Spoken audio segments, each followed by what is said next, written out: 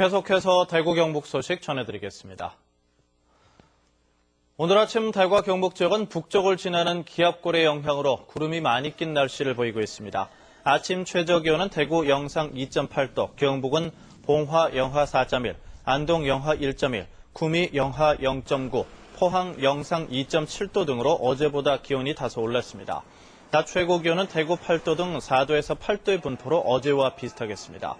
대구 기상들은 대구 경북 지역은 오늘 밤부터 찬 대륙 고기압이 확장하면서 기온이 큰 폭으로 떨어지고 바람도 강하게 불어 추워지겠다면서 건강관리와 시설물 관리에 유의해 줄 것을 당부했습니다.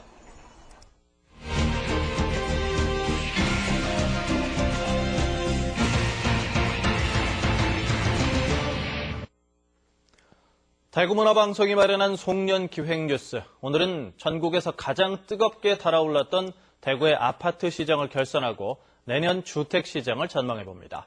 윤영균 기자가 보도합니다. 아파트값 호가 상승률 10.04%. 지난해 4억 원 하던 대구의 아파트가 올 한 해에만 4천만 원이 오른 셈입니다. 지난 2005년 이후 8년 만에 기록한 두 자릿수 상승률입니다.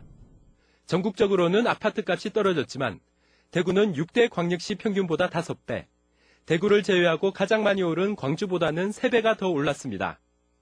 전셋값 역시 경기와 인천에 이어 전국 최고 수준으로 오르면서 전국 평균이나 6대 광역시 수준을 훌쩍 넘겼습니다.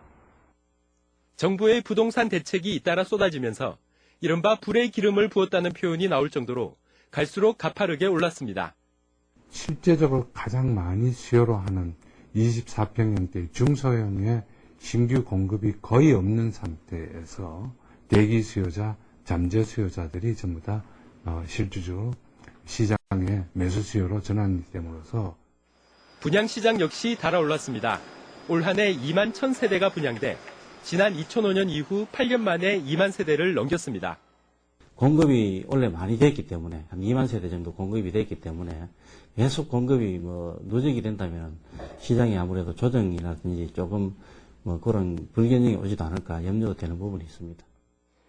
이런 분양 열기는 입주 물량 9천여 가구 중 절반가량이 몰린 내년 1분기가 정점이 될 것으로 전문가들은 보고 있습니다. 내년에는 도시명 생활주택과 주거용 오피스텔까지 주택시장에 쏟아져 나올 것으로 예상돼 특히 중소형 아파트 시장에 영향을 미칠 것으로 예상됩니다. 도시명 생활주택이나 오피스텔의 경우에는 소형 아파트의 대체제가 될 수 있기 때문에 이제 소형 아파트 어떤 그 불균형 해소에는 도움을 줄 것으로 보여지지만 공급적인 측면에서 너무 많다 보니까 아마 임대료 하락이나 이러한 어떤 불안 요인은 남아 있습니다. 올해 아파트 분양이 몰리면서 내년 아파트 분양은 10,000에서 14,000세대 정도로 올해의 절반 수준까지 떨어질 것으로 보입니다. MBC 뉴스 윤영균입니다. 1년 중 치안 수요가 가장 많은 연말에 경찰이 단체로 휴가를 떠나서 치안 공백이 우려됩니다. 오락가락하는 경찰청의 휴가 정책 때문에 이런 일이 벌어졌습니다.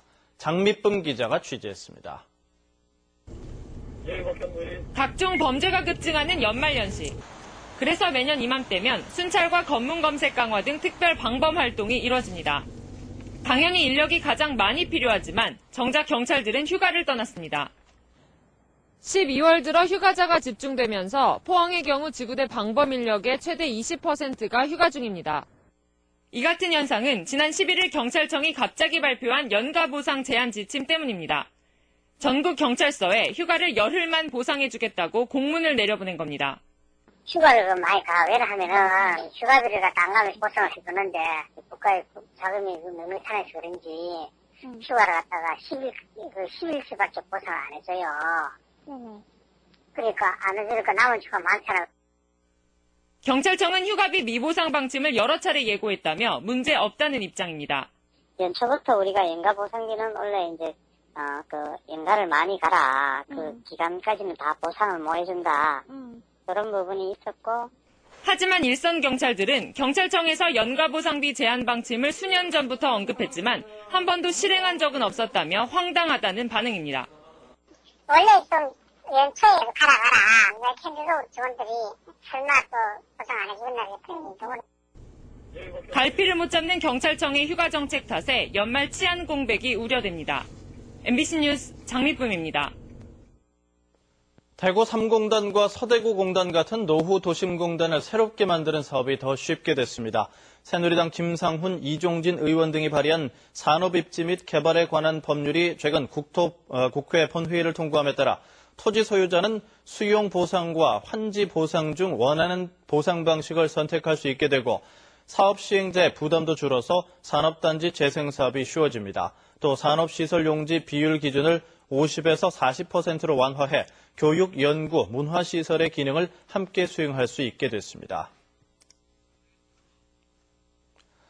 MBC 생활뉴스를 마칩니다. 고맙습니다.